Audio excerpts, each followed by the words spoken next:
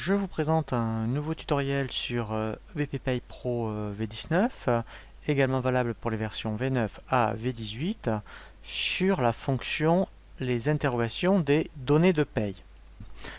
L'objectif du tutoriel sur les interrogations de données de paye est de pouvoir à tout moment, lorsque vous avez fait les payes, poser, je dirais, des questions sur, admettons, une variable sur laquelle vous voulez avoir la somme. Donc ça peut être soit pour un salarié ou l'ensemble de vos salariés.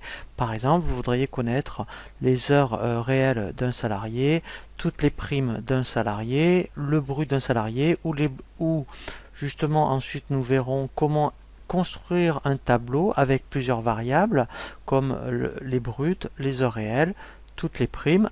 À tout moment, par mois ou par trimestre, vous pourrez rappeler ce tableau pour qu'il vous affiche, je dirais, les montants. Donc, ce qui est intéressant, c'est que vous pouvez vous construire n'importe quel état avec, je dirais, les informations qui vous intéressent. Alors, comment procéder pour les interrogations de données de paye?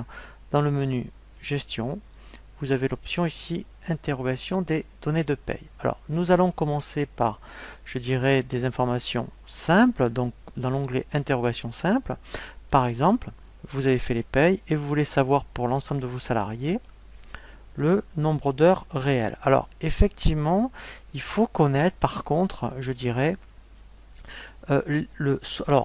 soit le nom des variables, mais vous voyez, si on clique sur le bouton formule, vous pouvez poser des questions, oui, par rapport sur l'ensemble de ces rubriques. Alors, soit vous les choisissez dans la liste, vous voyez, variables à saisir, et au fur et à mesure, on va voir comment cliquer après dessus, mais ça pourrait être, admettons, sur des cotisations. Vous voudriez connaître, admettons, le montant salarial, par exemple, ce que représente le montant des prévoyances, par exemple. Donc, nous, on va d'abord faire simple. Alors, moi, je vais faire annuler. Je vais dire, mettons, moi déjà je veux connaître le nombre des heures réelles de mes salariés. Donc quand je tape les variables, quand c'est rouge, c'est qu'il ne connaît pas. Et lorsque j'ai terminé qu'elle devient bleue, c'est que le nom de la variable est juste. Quand je fais calculer, ici, vous voyez, j'ai directement, par salarié, pour le mois de février, voilà, les heures effectuées pour chaque salarié. Alors je pourrais très bien l'imprimer, ça me l'imprimerait de cette façon-là. Donc ça, vous voyez, effectivement, c'est sur une variable. Si, admettons, il y a eu des primes ce mois-ci, vous voulez savoir qui c'est qui a eu des primes, vous tapez le nom de la variable, vous faites calculer, et là, je vois qu'il y a quelqu'un qui a eu une prime de 100 euros, et je vois que c'est Madame Aymar. Donc ça, c'est vraiment relativement simple. En visu, comme ça, très rapide, vous voulez avoir une information rapide, soit vous tapez le nom des variables, ou directement dans le bouton formule. Vous voyez, admettons, vous pourrez dire, admettons, alors, dans les rubriques de cotisation, vous voudrez savoir, admettons, voilà, pour tout ce qui est non cadre, par exemple, voilà. Donc là, vous voyez, vous voulez connaître le montant salarial des retraites, par exemple, ou le montant patronal. On fait ici montant salarial, insérer la donnée, voilà.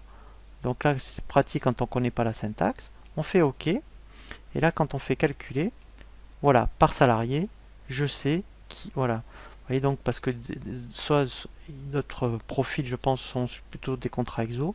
Là, je sais, admettons, voilà, ce que représente, admettons, les retraites voilà, salariales non cadres, par exemple. Voilà, donc ça, c'est relativement simple, c'est de façon très rapide, poser une question sur une variable, une cotisation, par exemple. Donc, ensuite, alors, toujours par contre, dans les interrogations simples, je vais revenir avec mes heures réelles. Donc, si vous faites F1 au clavier, c'est très très bien expliqué par, vous voyez, EBP. Justement, si on veut un cumul, par exemple, ou si on veut une période, si je tape, admettons, dollar, et que je retape ici ma variable, c'est le cumul de l'année. Donc là, si je fais calculer, voilà.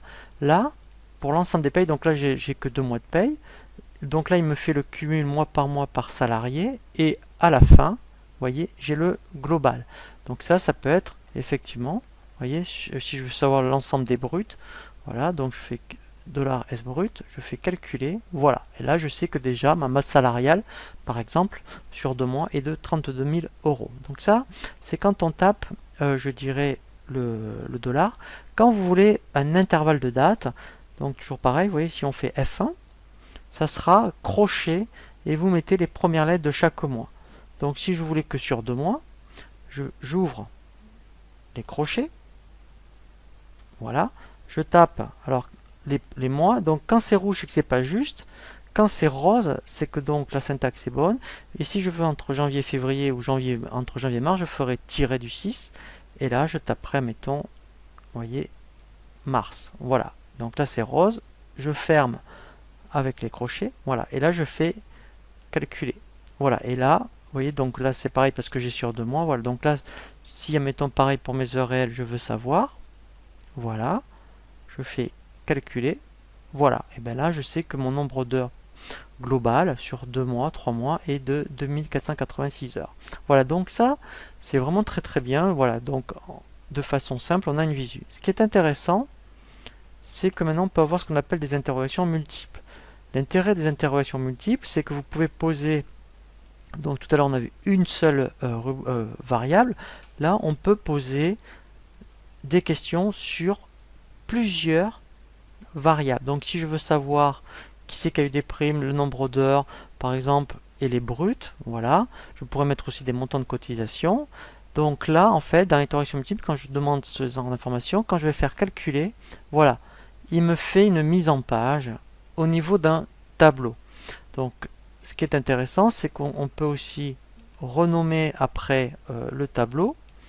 Voilà, donc là, si vous voulez savoir si cette prime a un nom, mettons, ça serait, mettons, prime sur CA, par exemple. Voilà, vous voyez, donc on peut personnaliser le tableau. Donc on va y revenir puisqu'après on peut l'exporter sur Excel. Alors, voilà, donc les interrogations multiples. Alors, bien sûr, on peut aussi, comme tout à l'heure, donc là c'était sur un mois, mais j'aurais pu demander le cumul. Vous voyez, donc si je tape, je vais retaper dollar, le dollar, voilà, dollar. Donc là, ça sera mon cumul sur l'année. Donc quand je fais calculer, voilà, donc là, vous voyez, j'ai le cumul. Voilà. Donc, ce qui est intéressant, c'est que justement, si tous les mois, vous avez ces interrogations à faire, vous pouvez le sauvegarder. Dans ce cas-là, vous faites ici enregistrer. Alors, moi, j'ai créé un petit dossier que j'avais appelé données de paye. Et, admettons, vous voyez, je vais... Donc, moi, je l'avais déjà fait. Vous pourriez très bien, vous voyez, je l'appelle stat. Voilà. Et comme moi je l'ai déjà fait, il va me proposer de le remplacer. Donc ça veut dire que en fait vous enregistrez ce qu'on appelle la requête, hein, et ce qui est intéressant, c'est que le mois prochain vous avez à le faire. Et bien il suffit ici de cliquer sur le bouton charger et vous rappelez votre requête. Voilà, comme ça à tout moment, si tous les mois, tous les trimestres, vous voulez faire cette interrogation, et bien ici après il n'y a plus qu'à faire calculer. Voilà, donc vous pouvez bien sûr en faire plusieurs, c'est-à-dire que si vous avez plusieurs requêtes, quand vous les enregistrez, comme tout à l'heure, donc ça pourrait être statistique, mettons, sur des variables, après statistique sur des rubriques, statistique sur des primes, statistique sur des heures, statistique sur des absences, enfin vous voyez, etc., etc. Et vous les rappelez à tout moment. Donc après, c'est vrai que l'avantage, quand vous faites calculer, il y a une mise en page. Donc ce qui est intéressant, c'est que en plus, on peut l'exporter sur Excel. Vous voyez, je clique sur le petit symbole Excel. Donc, je vais la mettre sur mon bureau. Je vais la mettre dans mon dossier ici, données de paye. Voilà. Donc, je vais l'appeler stat, pareil. Voilà. Et l'avantage, c'est que après, effectivement, quand je vais dans données de paye, eh bien, il me garde la même mise en page. Donc là, quand je vais faire ouvrir, voilà. Bon. Et là, vous avez vraiment la même mise en page que sur EBP. Par contre, là, vous pouvez complètement retravailler votre tableau et le compléter. Donc, c'est vraiment très très intéressant, je dirais, de travailler sur les données les interrogations de données de paye, puisqu'après, en fait, je dirais, toutes vos requêtes, vous les gardez. Et l'avantage aussi, c'est que moi, par rapport aux états proposés par EBP, eh bien ici, vous pouvez compléter par vraiment des états spécifiques. Et là, vous ne serez jamais bloqué, puisque vous pouvez poser toutes les questions que vous voulez sur l'ensemble de ces données. Voilà, donc c'est vraiment très très intéressant. C'est une petite fonction, mais moi que je trouve vraiment très très pratique, puisqu'effectivement, elle permet d'obtenir n'importe quelle statistique.